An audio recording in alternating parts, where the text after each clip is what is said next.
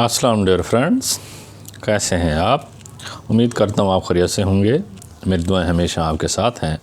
میں نوید تارک ایڈوکیٹ لا کی نئی انفارمیشن کے ساتھ آپ کی خدمت میں حاضر ہوں۔ آج میں کچھ انفارمیشن آپ کو عاق نامے پر دوں گا۔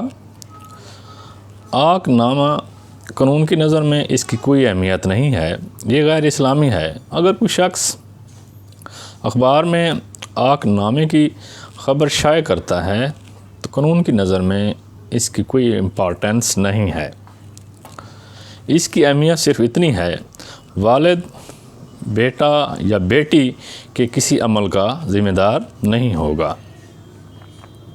آج کی پیاری بات جو میں آپ سے شیئر کروں گا، ہمارا نفس برائی کی طرف بڑی تیزی سے بھاگتا ہے، مگر اچھائی کی طرف اسے گھسیٹ کے لے جانا پڑتا ہے۔ شکریہ، اپنی پیاری دعاؤں میں مجھے یاد رکھیے گا۔